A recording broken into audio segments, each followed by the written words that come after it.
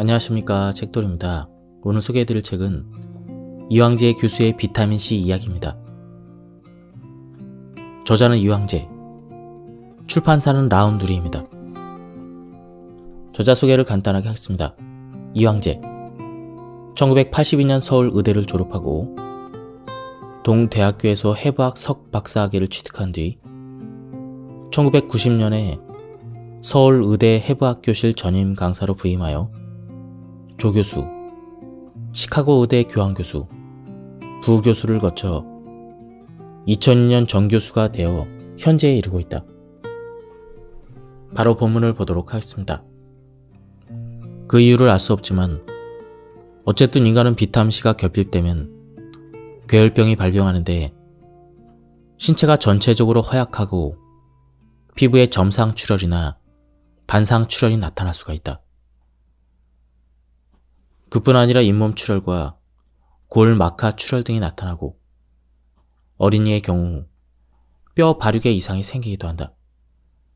비타민C의 중요한 생화학적인 특징은 비타민 A, D, EK 등이 지용성인 것과 달리 수용성이라는 것이다. 유독 비타민C만 수용성인 이유는 무엇일까?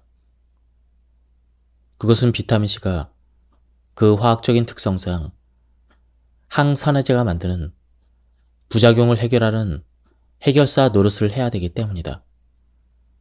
해결사로 뛰려면 비타민C는 신체의 각 부위를 빠른 속도로 다닐 수 있는 수용성의 성격을 띨 수밖에 없다. 항산화제가 만드는 부작용이란 무엇일까? 생화학적으로 볼 때 항산화제는 전자를 공유하는 물질이다. 흥미롭게도 전자를 공유하고 나서 그 물질은 독성을 나타내는 물질인 라디칼의 형태를 띠게 된다. 대표적인 항산화 비타민인 비타민 E의 예를 들어보자. 우리가 건강을 위해 흔히 복용하는 비타민 E의 화학 명칭은 알파토코페롤인데 그 항산화 능력은 비타민C보다 훨씬 강력한 것으로 알려져 있다. 특히 동맥경화의 중요 요건인 지질의 산화를 막아주는 능력이 대단히 뛰어난데 이 물질은 항산화라는 좋은 기능을 수행한 뒤에 즉시 알파토코페롤 라디칼이라는 산화 촉진제로 변환되면서 인체의 독성을 나타낸다. 다행스럽게 이 물질이 인체의 독성을 나타내기 전에 아주 빠른 시간 안에 원래의 비타민 E로 재생되는데 그 재생 과정에 비타민C가 필연적인 역할을 한다. 뒤집어 이야기하면 비타민C가 부족한 상태에서 비타민 E만 복용하면 오히려 신체를 상하게 할 수 있음을 의미하는 것이다. 한편 비타민C가 강력한 항산화제가 아니라 이상적인 항산화제라는 점도 중요한데 비타민C는 다른 항산화제와 달리 항산화 기능 후에 라디칼로 변하지만 독성이 거의 없는 것으로 알려져 있다. 실제 임상적으로도 비타민C 과다 복용에 따른 의미 있는 부작용은 보고된 적이 없다. 그런 이유로 사람들은 다양한 방법으로 비타민C를 섭취하고 있다. 다량의 비타민C를 섭취했을 때 흡수되지 않는 비타민C가 대장에 미치는 영향도 주목할 만하다. 흡수되지 않는 비타민C는 대장 속에 있는 대장균의 성상을 변화시켜서 대장 건강에 커다란 영향을 미치기 때문에 다른 물질과 달리 소장에서 제한된 흡수 양상을 보이는 비타민C만의 독특한 특성으로 파악된다. 예를 들어 다량의 비타민C를 섭취한 뒤에 한두 달이 지나면 대변에서 독한 냄새가 사라지게 된다. 비타민C가 대변의 대장균의 변화를 미치는 영향에 대한 필자의 실험에 의하면 평소 비타민C의 섭취량이 많을수록 좋은 균이 많이 번성하고 부패균은 억제당하기 때문이다. 이것은 최근 급증하고 있는 대장암의 예방과 밀접한 관계가 있음을 지적하지 않을 수 없다. 비타민C의 기능은 그 생화학적인 성격을 통해 잘 알 수가 있다. 무엇보다 두드러진 특징은 항산화제 역할이다. 이는 스스로 산화해서 다른 물질의 산화를 막는 역할을 한다. 화학적으로는 환원제라고 할 수가 있다. 비타민C는 마른 상태에서는 매우 안정적이지만 용액 속에서는 불안정하여 쉽게 산화된다. 열이나 빛에 약하기 때문에 조리 과정에서 손실되기 쉽고 심지어 형광 등의 빛에 의해서도 쉽게 산화되어 그 기능을 잃는 것으로 알려져 있다. 항산화제 기능 외에도 비타민C는 생체 내에서 8가지 효소의 조효소 역할을 하는 것으로 밝혀졌다. 가장 대표적으로 콜라겐이라는 단백질을 생합성하는데 조효소로서 중요한 역할을 한다. 이 단백질은 인체 거의 모든 부분에 존재하지만 그 중에서도 결합 조직에 많이 존재하는 것으로 알려져 있다. 따라서 상처가 났을 때 빠른 치유를 위해 비타민C를 많이 섭취하라는 것은 지금까지는 물론 앞으로도 유효한 사실이 될 것으로 믿는다. 괴혈병의 병리적인 기전도 비타민C의 부족으로 인해 콜라겐 단백질이 생합성되지 않아 앞서 말한 여러 출혈 증상이 일어나는 것으로 전통적으로 보고되고 있지만 이것은 비타민C에 관련된 과학적인 사실 중 극히 일부분에 지나지 않음을 기억해야 한다. 이 전통적인 사실 외에도 비타민C는 체내에서 아드레날린이라는 스트레스 호르몬을 합성하는데 매우 중요한 조효소 역할을 한다. 그래서 스트레스 상태에 있는 사람의 경우 혈중에 비타민C가 측정되지 않을 정도로 고갈된다. 또한 비타민C는 또 다른 스트레스 호르몬인 스테로이드 호르몬의 대사에도 조효소로 작용한다. 그래서 두 종류의 스트레스 호르몬의 주 생성 장기인 부신에 상상하기 어려울 정도로 높은 농도의 비타민C가 존재하는 것이다. 혈중 농도의 200배 정도 된다고 합니다. 현대인이 엄청난 스트레스에 시달린다는 점을 감안할 때 비타민C는 현대인에게 없어서는 안 될 필수 영양소라고 할 수가 있다. 특히 그 결핍이 만성 피로의 확실한 원인 중 하나로 알려진 L-카르니틴 대사에도 비타민C가 조효소로 작용한다. L-카르니틴은 미토콘드리아에서 지방이 에너지로 변환되는 과정을 주도하는 물질이다. 한편 비타민C는 혈관에 작용하여 혈관을 확장시킴으로써 혈압을 낮추는 일산화질소 생성 효소의 조효소 작용도 하는 것으로 알려져 있다. 1999년에는 보스턴 의대와 라이너스 폴링 연구소의 공동 연구에 의해 비타민C가 이 기전을 통해서 혈압을 낮추는 의미 있는 역할을 할 수 있음을 임상 연구를 통해 밝힌 바가 있다. 아울러 비타민C는 철분의 장내 흡수를 촉진시킬 뿐만 아니라 철분이 간에 저장되도록 운반해주는 단백질 이동에 필수적인 것으로 알려져 있다. 오래전부터 지나친 알코올 섭취가 그 원인으로 밝혀져 있던 췌장 질환도 알고 보니 단순히 비타민C의 결핍에서 비롯된 것이라는 보고가 있다.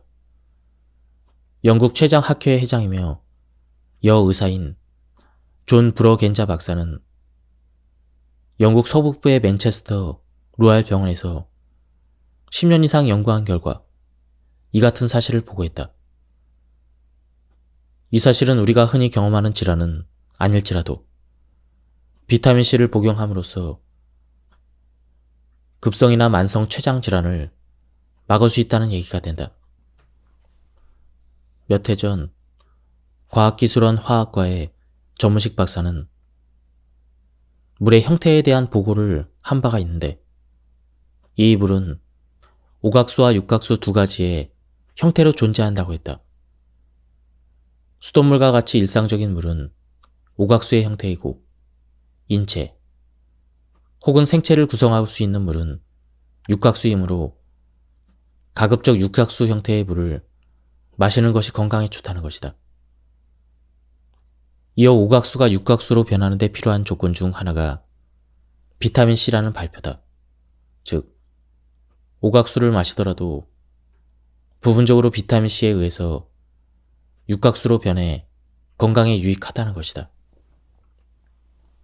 그럼 비타민C를 얼마나 섭취해야 할까요? 우선 가장 바람직한 것은 인간이 비타민C를 스스로 합성할 수 있었을 때의 양을 알아내는 것이지만 현재로서는 불가능한 일이므로 차선책으로 아직도 비타민C를 스스로 합성하는 동물들을 참고할 수밖에 없다. 현재 생명활동을 위해서 매일 비타민C를 합성하는 동물이 하루에 어느 정도의 비타민C를 생합성하는지 조사해 보니 동물마다 생성량이 다른데 그 범위를 살펴보니 체중 1kg당 대략 70에서 250mg으로 나타났다.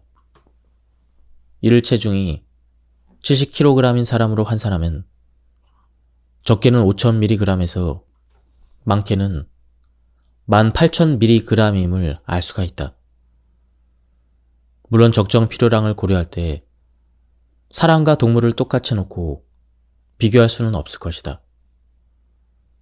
그러나 현재 정해진 적정량이 살아있는 동물 생합성량의 100분의 1에서 200분의 1에 불과하다는 점을 감안한다면 지나치게 적게 적정량이 정해진 것은 아닌가 하는 생각이 든다.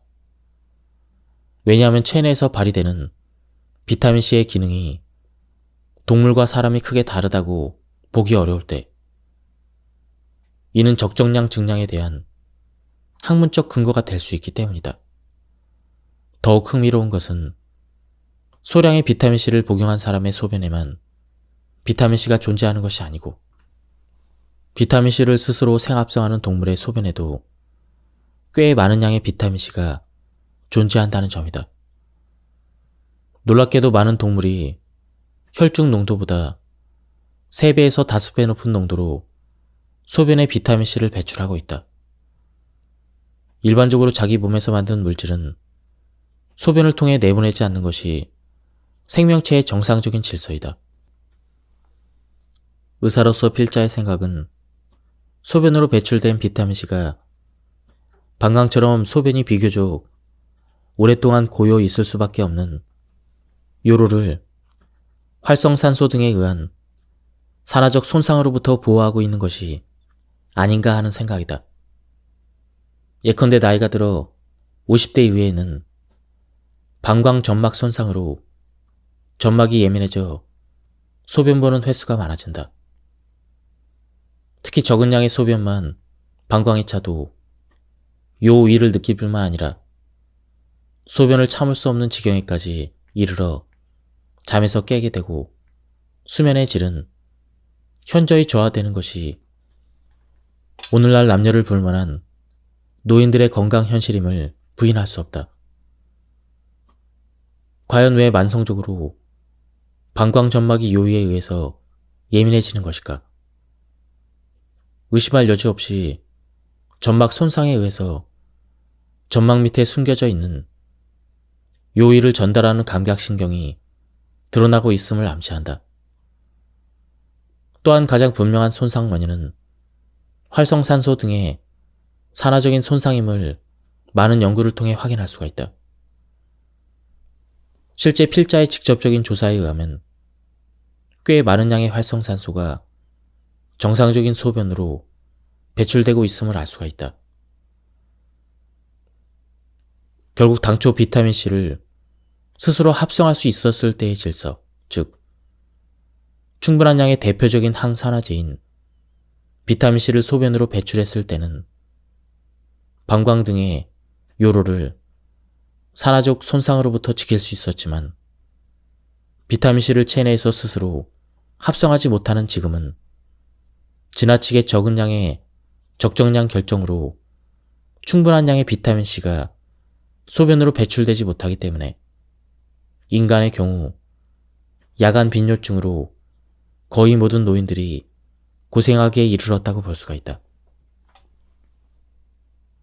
소화가 되는 과정 중에서 질소를 함유하고 있는 단백질의 소화 과정을 보면 단백질의 구성 성분인 아미노산으로 분해되어야 비로소 흡수가 일어난다.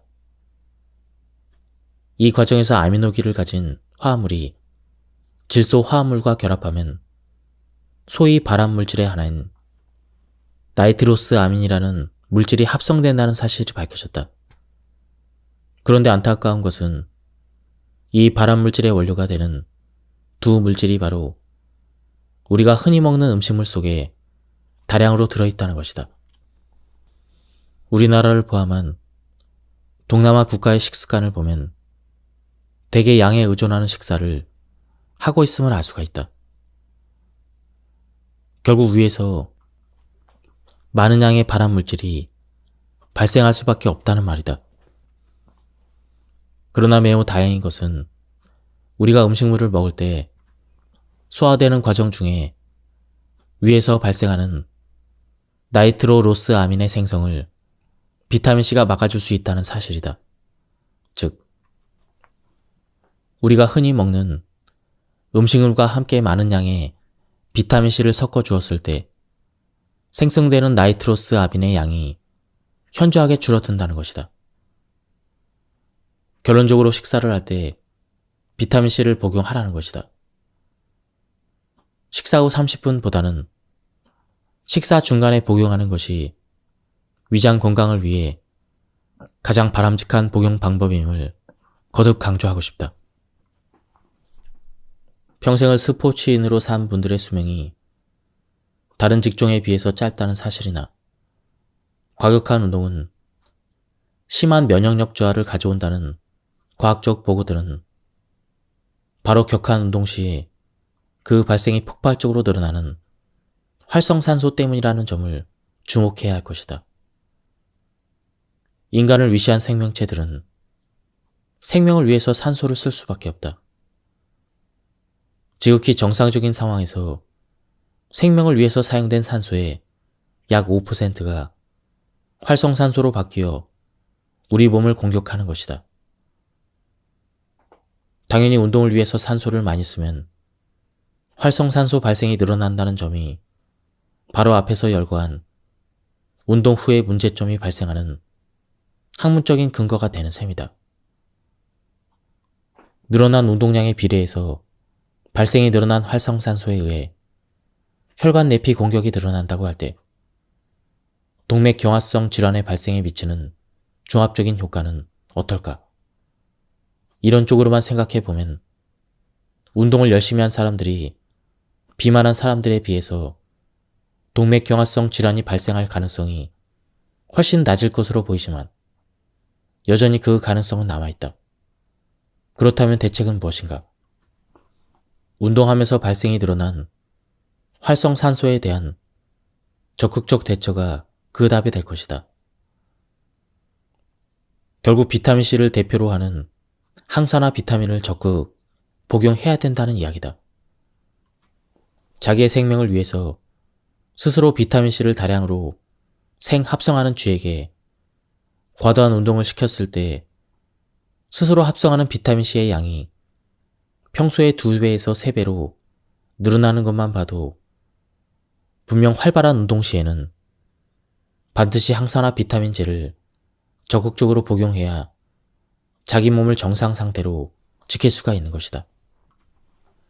지금까지의 이야기들을 제대로 이해했다면 이제부터는 유산소 운동 전에 항산화제의 대표인 비타민C를 복용해야 된다는 사실을 절대 잊어서는 안 될 것이다. 여기서 한 가지 더 주목할 것은 유산소 운동을 하는 시간대에 관한 것이다. 여기에는 비타민C를 복용했을 때 시간이 경과함에 따라 어떠한 흡수 형태를 보이는가에 대한 전문적 지식이 원용되어야 한다. 누누이 지적한 바와 같이 비타민C는 충분한 양을 반드시 식사와 함께 복용해야 한다. 이렇게 식사와 함께 복용했을 때 복용 후 3시간이면 혈중치가 절정에 이르게 되고 또다시 3시간이 지나면 복용 전 수준으로 혈중 농도가 떨어진다. 그래서 비타민C는 최소한 6시간 간격으로 복용해야 된다는 의학적인 전문성이 제시되는 것이다. 이 사실을 안다고 하면 운동은 언제 하는 것이 좋을까? 격렬한 운동으로 과도하게 발생한 활성산소가 혈중으로 막 유입되고 있을 때 혈중의 절정에 비타민C가 존재한다면 가장 바람직할 것이다. 그런 측면에서 새벽에 이루어지는 유산소 운동을 생각해보자. 새벽 시간에는 혈중에 남아있는 비타민C가 바닥 상태이다. 비타민C뿐 아니라 어제 저녁 섭취한 음식을 통해 들어온 각종 항산화 물질들도 바닥을 치는 시간이다. 비타민C 등의 항산화 물질이 혈중에 거의 존재하지 않는 시간에 매일 극도의 활성산소가 발생하는 유산소 운동을 반복한다고 할 때 어떤 일이 만성적으로 벌어지는지는 명약관화한 일이다. 20전 이상을 새벽마다 수영, 조깅, 자전거 타기 운동 등을 통해서 철인 3종 선수가 되었던 그 친구가 다수의 관상동맥까지가 90% 이상 막혀 거의 죽음 직전에 필자의 도움으로 서울대 병원에서 구사일생한 이야기는 결코 우연된 것이 아니다. 반대로 거의 같은 정도의 운동을 30년 가까이 식사 후에 3시간 정도 지난 저녁에 집중적으로 한 필자의 관상동맥 상태가 20대와 큰 차이가 없다는 검진 결과가 의미하는 바를 독자들은 확실하게 감지했을 줄 믿는다. 결론적으로 유산소 운동은 새벽 시간, 좀 더 구체적으로는 아침 식사와 함께 비타민C를 섭취하기 전 시간대에 하는 것을 절대 금한다는 뜻이다. 하루 중 언제든 식사 후 3시간이 지난 즈음에 유산소 운동을 하는 것이 장기적으로 볼 때 치명적 혈관 질환으로 희생당하지 않고 오히려 운동이 주는 최대의 건강 축복을 받게 되는 길임을 결코 잊어서는 안 될 것이다. 쉽게 설명을 드리면 식사하실 때 비타민C를 같이 드시고요. 식사 후 3시간 정도 지났을 때 유산소 운동을 하는 것이 가장 좋다고 합니다. 혈중에 존재하는 산소 라디칼을 가장 앞장서서 막을 수 있는 것이 바로 비타민C이다. 물론 비타민 A나 E도 있지만 이들은 지용성이기 때문에 비타민C보다 빠르게 움직일 수 없다. 결국 산소 라디칼을 첨단에서 막을 수 있는 물질은 비타민C라는 얘기다. 여기에 비타민 A나 E까지 복용한다면 더할 나위 없는 동맥경화 예방책이라고 할 수가 있다. 현대인에게 산소 라디칼의 폭발적인 발생은 피할 수 없는 숙명적인 일이 되고 말았다. 맛있는 음식이 넘쳐나는 지금의 시대에서 현대인은 습관적으로 과식에 익숙해져 있고 또한 거의 극단적이라고 할 수 있는 스트레스를 달고 살 수밖에 없는 처지이기 때문이다. 동맥경화에 대한 비타민C의 역할은 단순히 유해산소를 차단하는 데 그치지 않는다. 대량의 비타민C의 복용은 많은 의료인들이 그렇게 걱정하는 콜레스테롤의 혈중치까지 낮춰준다. 최근에 세계적으로 유명한 의학 잡지인 란셋에 이런 기사가 실렸다.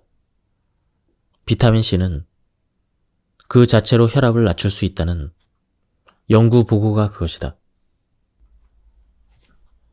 비타민C, 어떻게 먹는 것이 좋은가?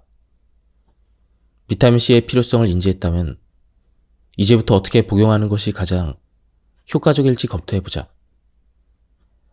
음식과 함께 복용하라.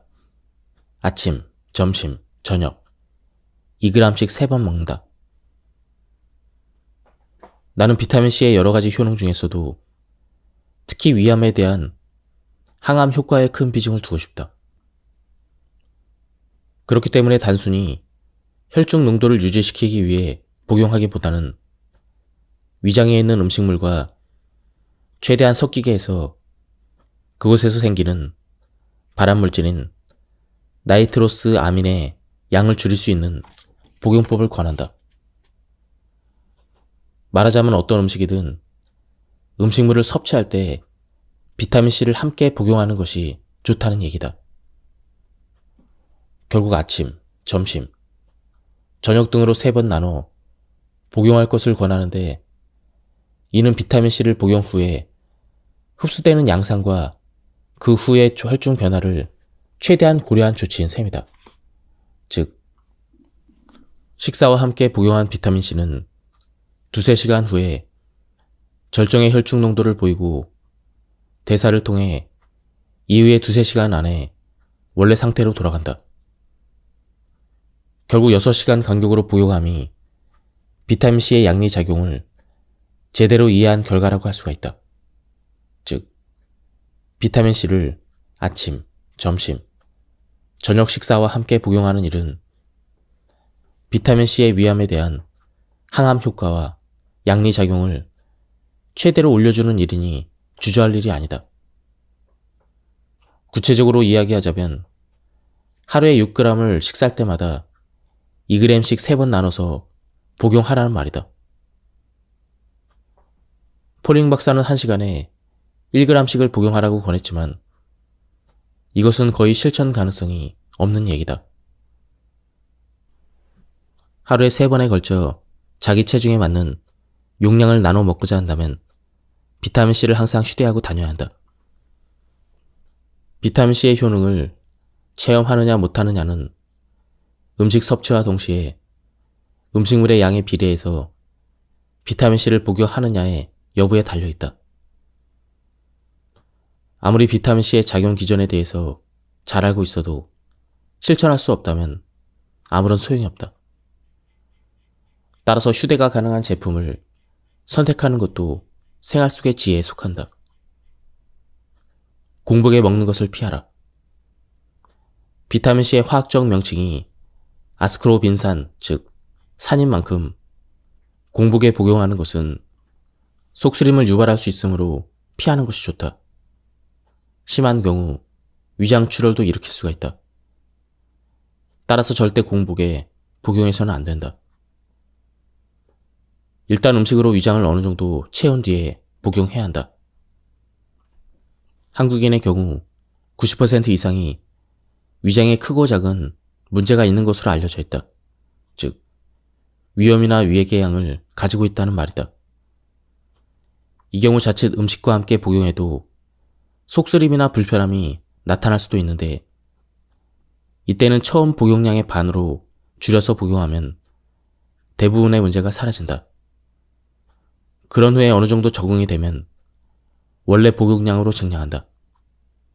비타민C야말로 근본적으로 위장 문제를 해결해주는 약재 중의 하나임을 잊어서는 안 될 것이다. 로즈 힙이 섞인 것은 피하라. 흔히 한국 사람들은 미제를 좋아한다.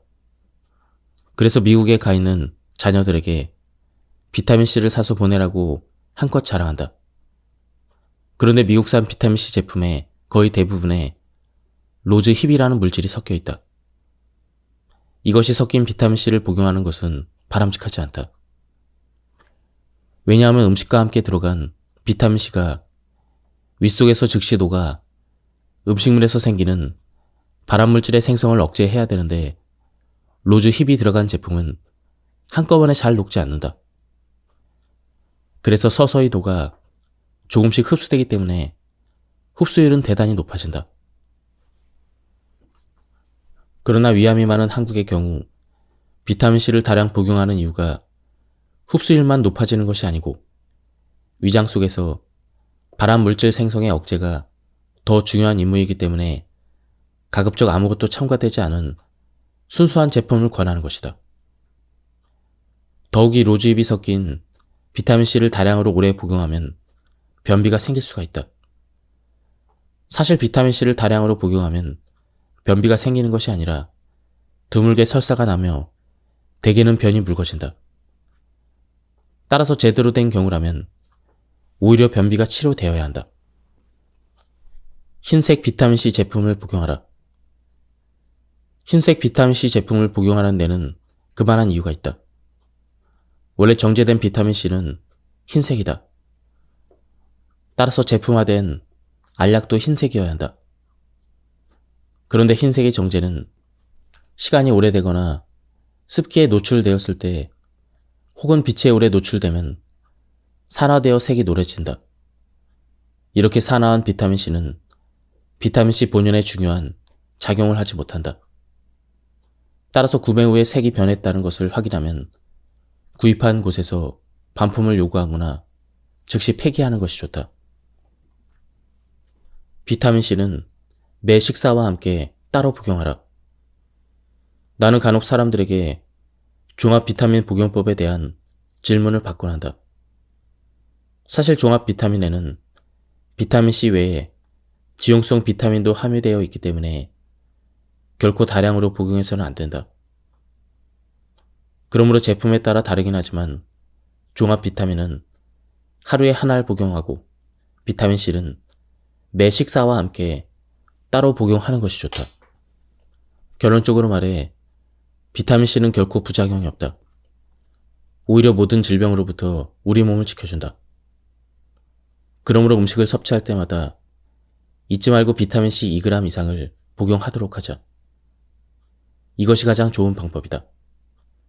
음식을 섭취하고 30분 후가 아니다. 식사 중간에 복용하든지 식사 후에 즉시 먹어야 한다. 그렇게 하기 위해서는 늘 비타민C를 휴대하고 다녀야 한다. 어떤 사람은 비타민C의 대사산물 중 일부가 수산이기 때문에 비타민 요로 결석의 발병 가능성을 높일 수 있다는 주장을 하기도 한다. 그러나 몇 해 전 샌프란시스코 의료원에서 3만 5천 명의 내원객을 대상으로 3년간 관찰한 내용에 따르면 그 가능성은 매우 작다. 병원 내원객을 두 그룹으로 나눠 한 그룹에게는 그램 단위의 비타민C를 복용하도록 하고 다른 그룹은 권하지 않았는데 비타민C를 복용한 그룹은 그렇지 않은 그룹에 비해 요로 결석의 발병률이 증가하지 않았던 것이다. 그러나 필자의 지난 30년간 관찰에 의하면 기왕의 요로 결석 병력이 있는 사람의 경우 충분한 양의 비타민C 복용이 요로 결석 재발의 빈도를 높이는 것으로 보인다. 뒤집어서 이야기하면 이제까지 한 번도 요로 결석으로 고생한 적이 없는 사람의 경우 전혀 문제가 되지 않는다는 것이다. 흥미롭게도 요로 결석은 일단 발병하여 통증이 유발되면 수분 내로 죽을 것처럼 고통스럽지만 진경제를 투여하면 통증이 사라진다. 이러한 통증은 건강상의 큰 문제를 일으키지 않으며 아울러 요로 결석은 결코 죽는 병이 아니다. 만약 비타민C를 복용하고 있다면 평소에 수분을 충분히 섭취함으로써 요로 결석 형성의 실질적 원인인 탈수를 예방하는 것이 좋다. 충분한 수분 섭취는 결석을 예방할 뿐 아니라 평소의 건강에도 커다란 도움이 된다. 나는 비타민C의 안전성을 확신한다. 왜냐하면 내가 직접 인체 실험의 대상이 되어 30년 이상 엄청난 양을 복용하며 관찰을 해왔기 때문이다. 그뿐 아니라 내 주변의 많은 사람도 아무런 문제 없이 다량의 비타민C를 복용함으로써 인체 실험의 결과를 증명해주고 있다. 요즘 비타민C 정맥주사 치료요법이 선풍적이라고 할 정도로 보편화되고 있다. 놀랍게도 그 시작 용량이 10g이고 점차 늘려서 수십 g씩 정맥주사를 받고 있다. 중한 환자가 아닌 경우, 예를 들어 대상포진을 심하게 앓는 경우 10에서 30g의 정맥주사를 맞으면 피곤의 문제가 말끔히 가시고 통증이 매우 심한 대상포진 환자도 통증이 사라지며 회복이 대단히 빠르다. 지금까지 이 책에 대한 리뷰를 모두 마쳤습니다. 저도 예전부터 비타민C 메가 도즈를 하고 있었는데요. 확실히 비타민C를 섭취했을 때와 섭취하지 않았을 때 많은 차이를 느꼈습니다. 한번 책을 구해서 읽어보실 것을 추천드립니다. 여기서 리뷰를 마치도록 하겠습니다. 감사합니다. 안녕하십니까, 책돌입니다. 오늘 소개해드릴 책은 이황재 교수의 비타민C 이야기입니다. 저자는 이황재, 출판사는 라운드리입니다. 저자 소개를 간단하게 하겠습니다. 이황재, 1982년 서울 의대를 졸업하고 동대학교에서 해부학 석박사학위를 취득한 뒤 1990년에 서울 의대 해부학교실 전임 강사로 부임하여 조교수, 시카고 의대 교환교수, 부교수를 거쳐 2002년 정교수가 되어 현재에 이르고 있다. 바로 본문을 보도록 하겠습니다. 그 이유를 알 수 없지만 어쨌든 인간은 비타민C가 결핍되면 괴혈병이 발병하는데 신체가 전체적으로 허약하고 피부에 점상 출혈이나 반상 출혈이 나타날 수가 있다. 그뿐 아니라 잇몸 출혈과 골 마카 출혈 등이 나타나고 어린이의 경우 뼈 발육에 이상이 생기기도 한다. 비타민C의 중요한 생화학적인 특징은 비타민 A, D, EK 등이 지용성인 것과 달리 수용성이라는 것이다. 유독 비타민C만 수용성인 이유는 무엇일까? 그것은 비타민C가 그 화학적인 특성상 항산화제가 만드는 부작용을 해결하는 해결사 노릇을 해야 되기 때문이다. 해결사로 뛰려면 비타민C는 신체의 각 부위를 빠른 속도로 다닐 수 있는 수용성의 성격을 띨 수밖에 없다. 항산화제가 만드는 부작용이란 무엇일까? 생화학적으로 볼 때 항산화제는 전자를 공유하는 물질이다. 흥미롭게도 전자를 공유하고 나서 그 물질은 독성을 나타내는 물질인 라디칼의 형태를 띠게 된다. 대표적인 항산화 비타민인 비타민 E의 예를 들어보자. 우리가 건강을 위해 흔히 복용하는 비타민 E의 화학 명칭은 알파토코페롤인데 그 항산화 능력은 비타민C보다 훨씬 강력한 것으로 알려져 있다. 특히 동맥경화의 중요 요건인 지질의 산화를 막아주는 능력이 대단히 뛰어난데 이 물질은 항산화라는 좋은 기능을 수행한 뒤에 즉시 알파토코페롤 라디칼이라는 산화 촉진제로 변환되면서 인체의 독성을 나타낸다. 다행스럽게 이 물질이 인체의 독성을 나타내기 전에 아주 빠른 시간 안에 원래의 비타민 E로 재생되는데 그 재생 과정에 비타민C가 필연적인 역할을 한다. 뒤집어 이야기하면 비타민C가 부족한 상태에서 비타민 E만 복용하면 오히려 신체를 상하게 할 수 있음을 의미하는 것이다.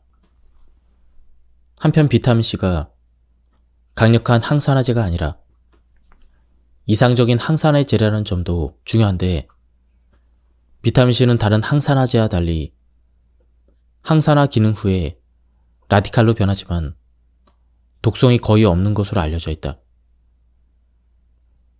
실제 임상적으로도 비타민C 과다 복용에 따른 의미 있는 부작용은 보고된 적이 없다. 그런 이유로 사람들은 다양한 방법으로 비타민C를 섭취하고 있다. 다량의 비타민C를 섭취했을 때 흡수되지 않는 비타민C가 대장에 미치는 영향도 주목할 만하다.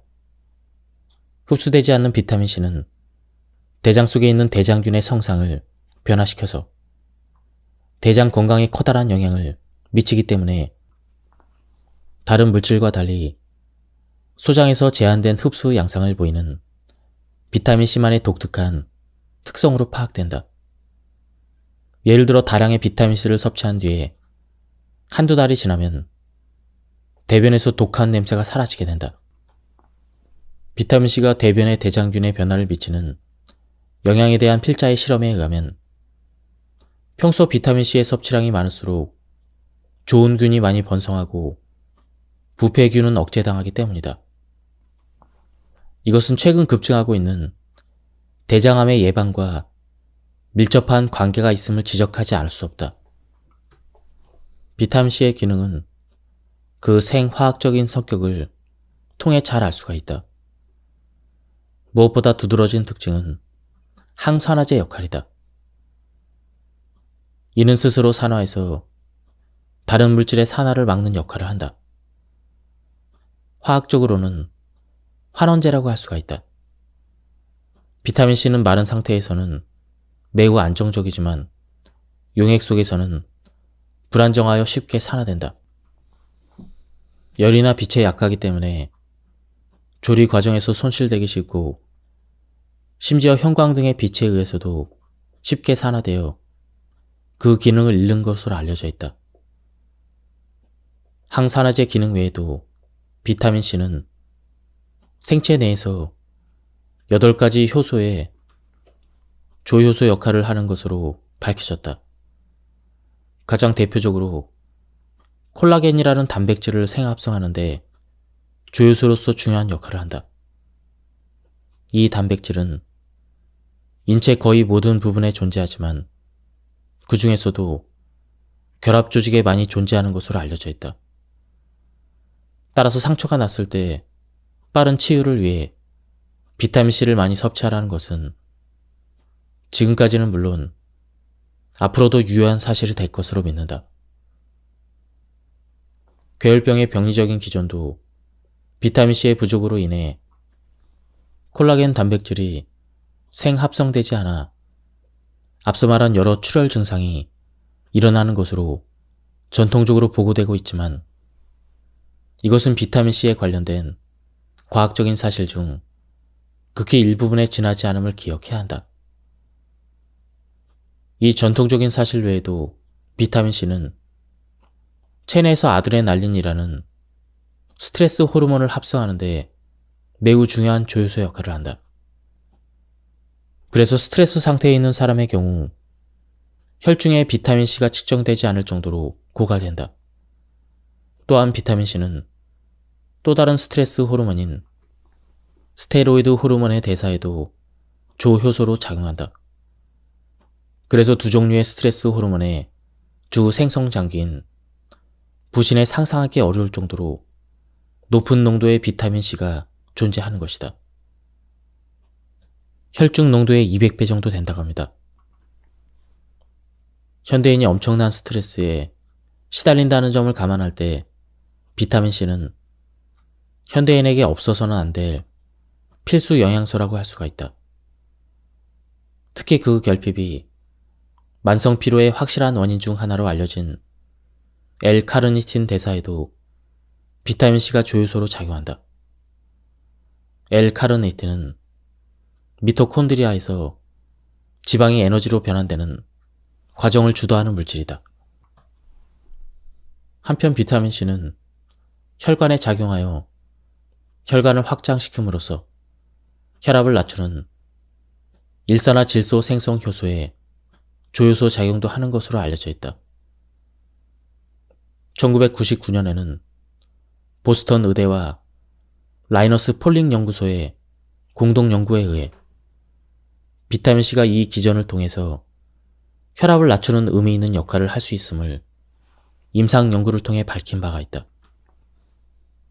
아울러 비타민C는 철분의 장내 흡수를 촉진시킬 뿐만 아니라 철분이 간에 저장되도록 운반해주는 단백질 이동에 필수적인 것으로 알려져 있다.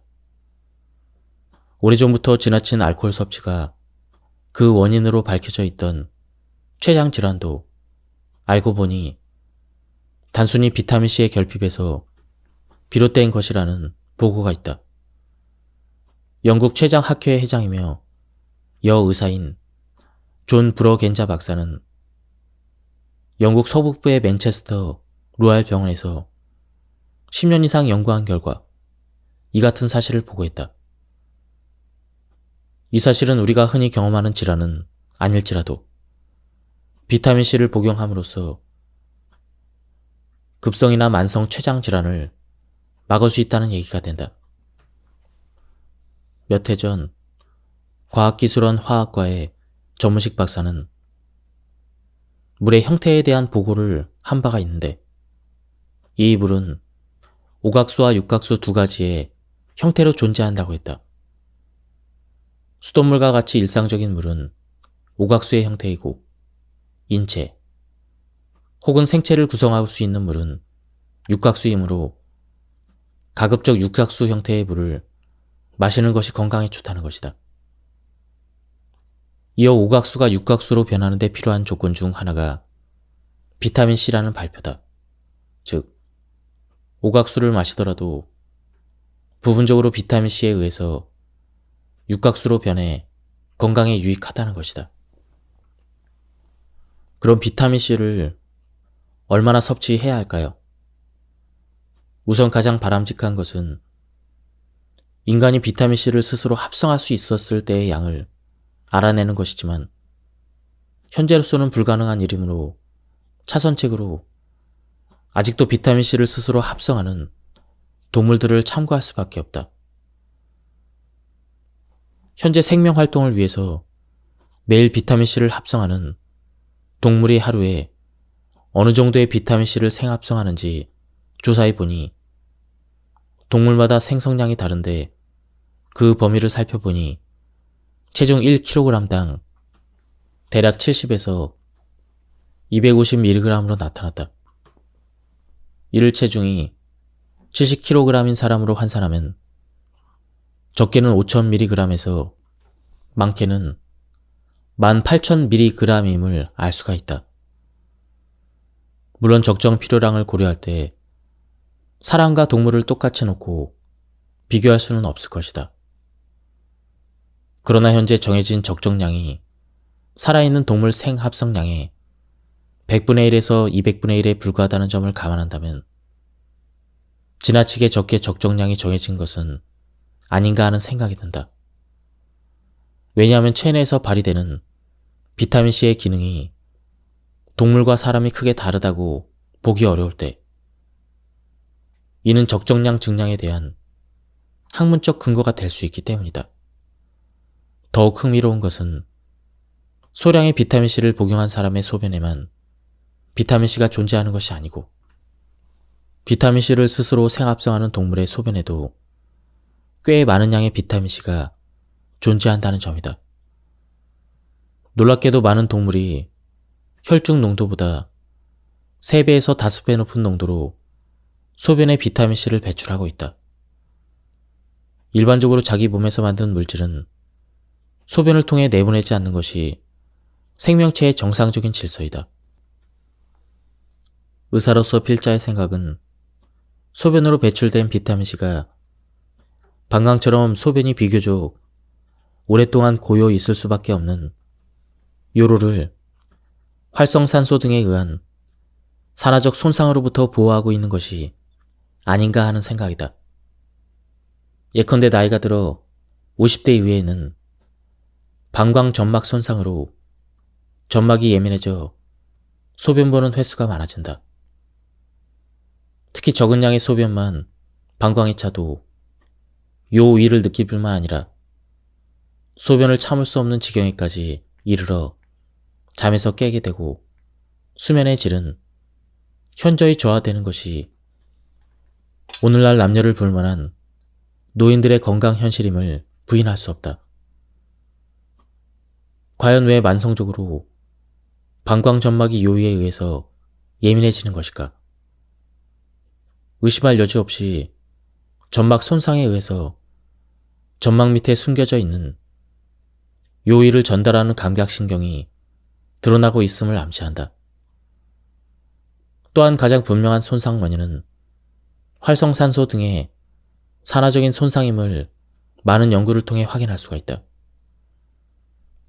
실제 필자의 직접적인 조사에 의하면 꽤 많은 양의 활성산소가 정상적인 소변으로 배출되고 있음을 알 수가 있다.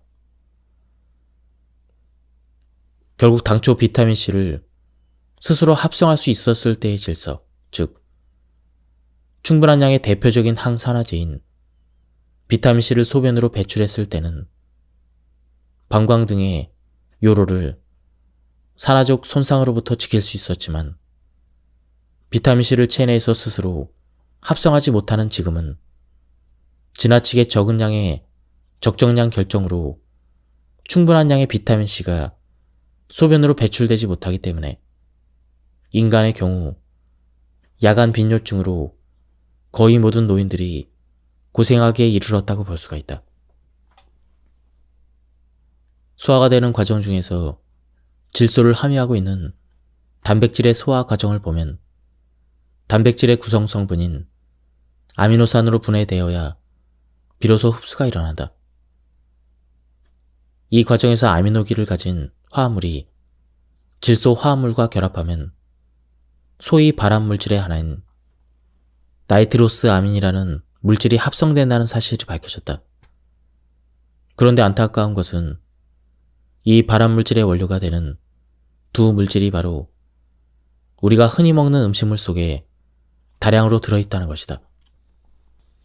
우리나라를 포함한 동남아 국가의 식습관을 보면 대개 양에 의존하는 식사를 하고 있음을 알 수가 있다. 결국 위에서 많은 양의 발암물질이 발생할 수밖에 없다는 말이다. 그러나 매우 다행인 것은 우리가 음식물을 먹을 때 소화되는 과정 중에 위에서 발생하는 나이트로로스 아민의 생성을 비타민C가 막아줄 수 있다는 사실이다. 즉, 우리가 흔히 먹는 음식물과 함께 많은 양의 비타민C를 섞어 주었을 때 생성되는 나이트로스 아민의 양이 현저하게 줄어든다는 것이다. 결론적으로 식사를 할 때 비타민C를 복용하라는 것이다. 식사 후 30분보다는 식사 중간에 복용하는 것이 위장 건강을 위해 가장 바람직한 복용 방법임을 거듭 강조하고 싶다. 평생을 스포츠인으로 산 분들의 수명이 다른 직종에 비해서 짧다는 사실이나 과격한 운동은 심한 면역력 저하를 가져온다는 과학적 보고들은 바로 격한 운동 시 그 발생이 폭발적으로 늘어나는 활성산소 때문이라는 점을 주목해야 할 것이다. 인간을 위시한 생명체들은 생명을 위해서 산소를 쓸 수밖에 없다. 지극히 정상적인 상황에서 생명을 위해서 사용된 산소의 약 5%가 활성산소로 바뀌어 우리 몸을 공격하는 것이다. 당연히 운동을 위해서 산소를 많이 쓰면 활성산소 발생이 늘어난다는 점이 바로 앞에서 열거한 운동 후에 문제점이 발생하는 학문적인 근거가 되는 셈이다. 늘어난 운동량에 비례해서 발생이 늘어난 활성산소에 의해 혈관 내피 공격이 늘어난다고 할 때 동맥경화성 질환의 발생에 미치는 종합적인 효과는 어떨까? 이런 쪽으로만 생각해 보면 운동을 열심히 한 사람들이 비만한 사람들에 비해서 동맥경화성 질환이 발생할 가능성이 훨씬 낮을 것으로 보이지만 여전히 그 가능성은 남아있다. 그렇다면 대책은 무엇인가? 운동하면서 발생이 늘어난 활성산소에 대한 적극적 대처가 그 답이 될 것이다. 결국 비타민C를 대표로 하는 항산화 비타민을 적극 복용해야 된다는 이야기다.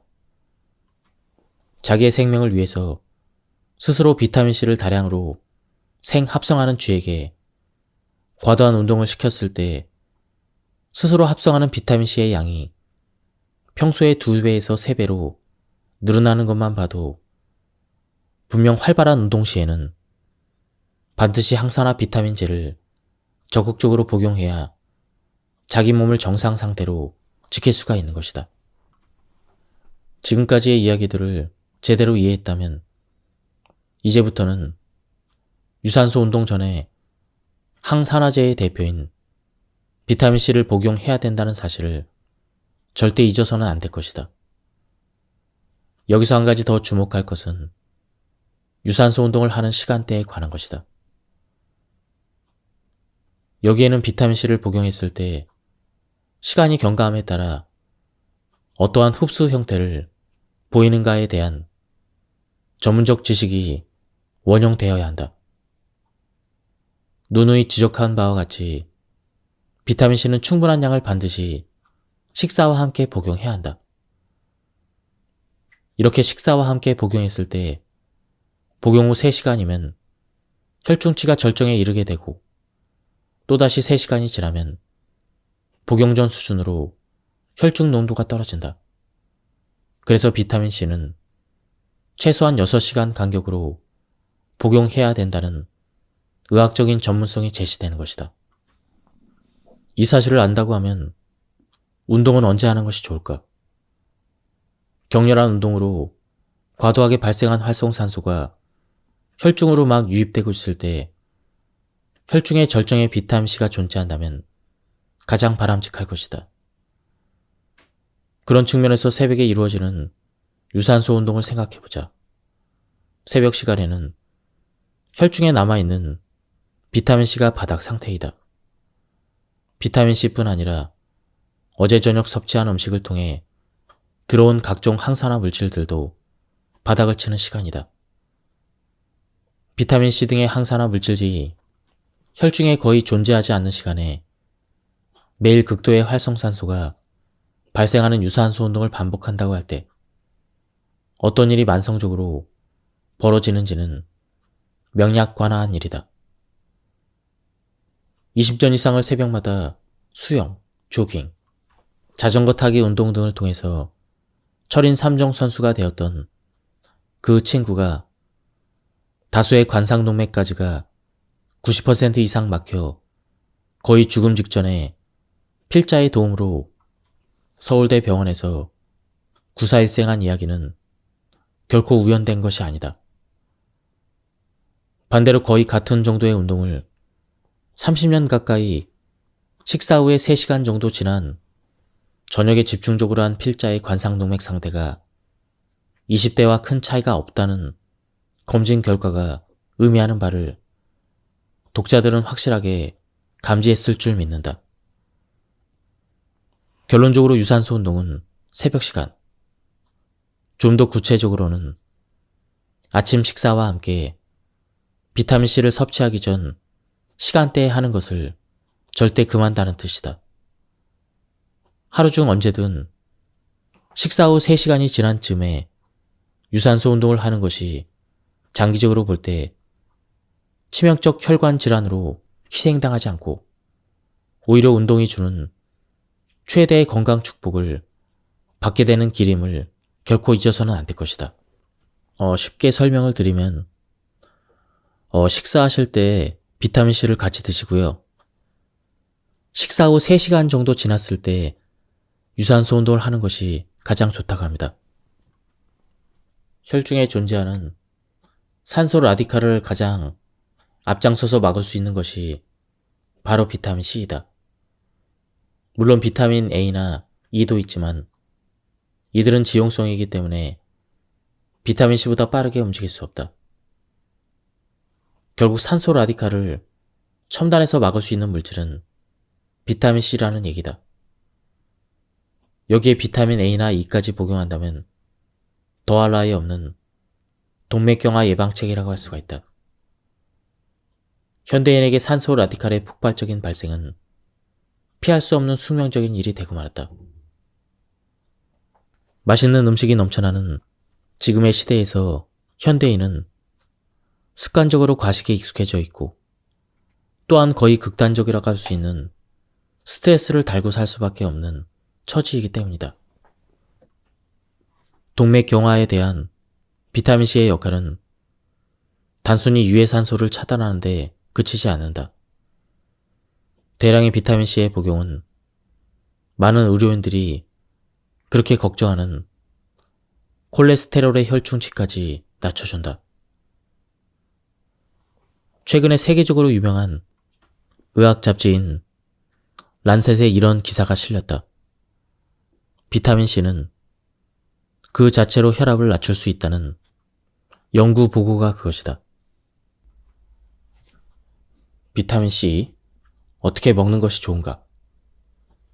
비타민C의 필요성을 인지했다면 이제부터 어떻게 복용하는 것이 가장 효과적일지 검토해보자. 음식과 함께 복용하라. 아침, 점심, 저녁 2g씩 3번 먹는다.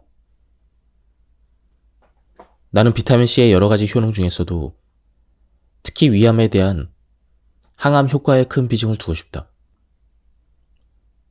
그렇기 때문에 단순히 혈중 농도를 유지시키기 위해 복용하기보다는 위장에 있는 음식물과 최대한 섞이게 해서 그곳에서 생기는 발암물질인 나이트로스 아민의 양을 줄일 수 있는 복용법을 권한다. 말하자면 어떤 음식이든 음식물을 섭취할 때 비타민C를 함께 복용하는 것이 좋다는 얘기다. 결국 아침, 점심, 저녁 등으로 3번 나눠 복용할 것을 권하는데 이는 비타민C를 복용 후에 흡수되는 양상과 그 후의 혈중 변화를 최대한 고려한 조치인 셈이다. 즉, 식사와 함께 복용한 비타민C는 2-3시간 후에 절정의 혈중 농도를 보이고 대사를 통해 이후의 2-3시간 안에 원래 상태로 돌아간다. 결국 6시간 간격으로 복용함이 비타민C의 양리 작용을 제대로 이해한 결과라고 할 수가 있다. 즉, 비타민C를 아침, 점심, 저녁 식사와 함께 복용하는 일은 비타민C의 위암에 대한 항암 효과와 양리 작용을 최대로 올려주는 일이니 주저할 일이 아니다. 구체적으로 이야기하자면 하루에 6g을 식사할 때마다 2g씩 3번 나눠서 복용하라는 말이다. 폴링 박사는 1시간에 1g씩을 복용하라고 권했지만 이것은 거의 실천 가능성이 없는 얘기다. 하루에 3번에 걸쳐 자기 체중에 맞는 용량을 나눠 먹고자 한다면 비타민C를 항상 휴대하고 다녀야 한다. 비타민C의 효능을 체험하느냐 못하느냐는 음식 섭취와 동시에 음식물의 양에 비례해서 비타민C를 복용하느냐의 여부에 달려있다. 아무리 비타민C의 작용 기전에 대해서 잘 알고 있어도 실천할 수 없다면 아무런 소용이 없다. 따라서 휴대가 가능한 제품을 선택하는 것도 생활 속의 지혜에 속한다. 공복에 먹는 것을 피하라. 비타민C의 화학적 명칭이 아스코르빈산, 즉 산인 만큼 공복에 복용하는 것은 속쓰림을 유발할 수 있으므로 피하는 것이 좋다. 심한 경우 위장 출혈도 일으킬 수가 있다. 따라서 절대 공복에 복용해서는 안 된다. 일단 음식으로 위장을 어느 정도 채운 뒤에 복용해야 한다. 한국인의 경우 90% 이상이 위장에 크고 작은 문제가 있는 것으로 알려져 있다. 즉, 위염이나 위궤양을 가지고 있다는 말이다. 이 경우 자칫 음식과 함께 복용해도 속쓰림이나 불편함이 나타날 수도 있는데 이때는 처음 복용량의 반으로 줄여서 복용하면 대부분의 문제가 사라진다. 그런 후에 어느 정도 적응이 되면 원래 복용량으로 증량한다. 비타민C야말로 근본적으로 위장 문제를 해결해주는 약재 중의 하나임을 잊어서는 안 될 것이다. 로즈 힙이 섞인 것은 피하라. 흔히 한국 사람들은 미제를 좋아한다. 그래서 미국에 가 있는 자녀들에게 비타민C를 사서 보내라고 한껏 자랑한다. 그런데 미국산 비타민C 제품의 거의 대부분에 로즈 힙이라는 물질이 섞여 있다.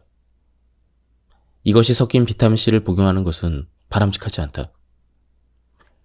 왜냐하면 음식과 함께 들어간 비타민C가 윗속에서 즉시 녹아 음식물에서 생기는 발암물질의 생성을 억제해야 되는데 로즈 힙이 들어간 제품은 한꺼번에 잘 녹지 않는다. 그래서 서서히 녹아 조금씩 흡수되기 때문에 흡수율은 대단히 높아진다. 그러나 위암이 많은 한국의 경우 비타민C를 다량 복용하는 이유가 흡수율만 높아지는 것이 아니고 위장 속에서 발암 물질 생성의 억제가 더 중요한 임무이기 때문에 가급적 아무것도 첨가되지 않은 순수한 제품을 권하는 것이다. 더욱이 로즈잎이 섞인 비타민C를 다량으로 오래 복용하면 변비가 생길 수가 있다. 사실 비타민C를 다량으로 복용하면 변비가 생기는 것이 아니라 드물게 설사가 나며 대개는 변이 묽어진다. 따라서 제대로 된 경우라면 오히려 변비가 치료되어야 한다. 흰색 비타민C 제품을 복용하라. 흰색 비타민C 제품을 복용하는 데는 그만한 이유가 있다. 원래 정제된 비타민C는 흰색이다. 따라서 제품화된 알약도 흰색이어야 한다. 그런데 흰색의 정제는 시간이 오래되거나 습기에 노출되었을 때 혹은 빛에 오래 노출되면 산화되어 색이 노래진다. 이렇게 산화한 비타민C는 비타민C 본연의 중요한 작용을 하지 못한다. 따라서 구매 후에 색이 변했다는 것을 확인하면 구입한 곳에서 반품을 요구하거나 즉시 폐기하는 것이 좋다. 비타민C는 매 식사와 함께 따로 복용하라. 나는 간혹 사람들에게 종합 비타민 복용법에 대한 질문을 받곤 한다. 사실 종합 비타민에는 비타민C 외에 지용성 비타민도 함유되어 있기 때문에 결코 다량으로 복용해서는 안 된다. 그러므로 제품에 따라 다르긴 하지만 종합 비타민은 하루에 한 알 복용하고 비타민C는 매 식사와 함께 따로 복용하는 것이 좋다. 결론적으로 말해 비타민C는 결코 부작용이 없다. 오히려 모든 질병으로부터 우리 몸을 지켜준다. 그러므로 음식을 섭취할 때마다 잊지 말고 비타민C 2g 이상을 복용하도록 하자. 이것이 가장 좋은 방법이다. 음식을 섭취하고 30분 후가 아니다. 식사 중간에 복용하든지 식사 후에 즉시 먹어야 한다. 그렇게 하기 위해서는 늘 비타민C를 휴대하고 다녀야 한다. 어떤 사람은 비타민C의 대사산물 중 일부가 수산이기 때문에 비타민 요로 결석의 발병 가능성을 높일 수 있다는 주장을 하기도 한다. 그러나 몇 해 전 샌프란시스코 의료원에서 3만 5천 명의 내원객을 대상으로 3년간 관찰한 내용에 따르면 그 가능성은 매우 작다. 병원 내원객을 두 그룹으로 나눠 한 그룹에게는 그램 단위의 비타민C를 복용하도록 하고 다른 그룹은 권하지 않았는데 비타민C를 복용한 그룹은 그렇지 않은 그룹에 비해 요로 결석의 발병률이 증가하지 않았던 것이다. 그러나 필자의 지난 30년간 관찰에 의하면 기왕의 요로 결석 병력이 있는 사람의 경우 충분한 양의 비타민C 복용이 요로 결석 재발의 빈도를 높이는 것으로 보인다. 뒤집어서 이야기하면 이제까지 한 번도 요로 결석으로 고생한 적이 없는 사람의 경우 전혀 문제가 되지 않는다는 것이다. 흥미롭게도 요로 결석은 일단 발병하여 통증이 유발되면 수분 내로 죽을 것처럼 고통스럽지만 진경제를 투여하면 통증이 사라진다. 이러한 통증은 건강상의 큰 문제를 일으키지 않으며 아울러 요로 결석은 결코 죽는 병이 아니다. 만약 비타민C를 복용하고 있다면 평소에 수분을 충분히 섭취함으로써 요로 결석 형성의 실질적 원인인 탈수를 예방하는 것이 좋다. 충분한 수분 섭취는 결석을 예방할 뿐 아니라 평소의 건강에도 커다란 도움이 된다. 나는 비타민C의 안전성을 확신한다.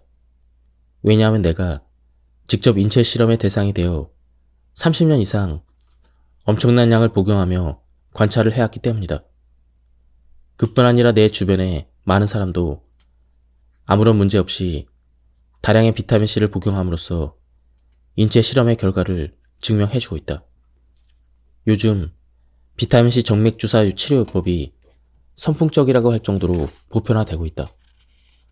놀랍게도 그 시작 용량이 10g이고 점차 늘려서 수십 g씩 정맥주사를 받고 있다. 중한 환자가 아닌 경우, 예를 들어 대상포진을 심하게 앓는 경우 10에서 30g의 정맥주사를 맞으면 피곤의 문제가 말끔히 가시고 통증이 매우 심한 대상포진 환자도 통증이 사라지며 회복이 대단히 빠르다. 지금까지 이 책에 대한 리뷰를 모두 마쳤습니다. 저도 예전부터 비타민C 메가 도즈를 하고 있었는데요. 확실히 비타민C를 섭취했을 때와 섭취하지 않았을 때 많은 차이를 느꼈습니다. 한번 책을 구해서 읽어보실 것을 추천드립니다. 여기서 리뷰를 마치도록 하겠습니다. 감사합니다.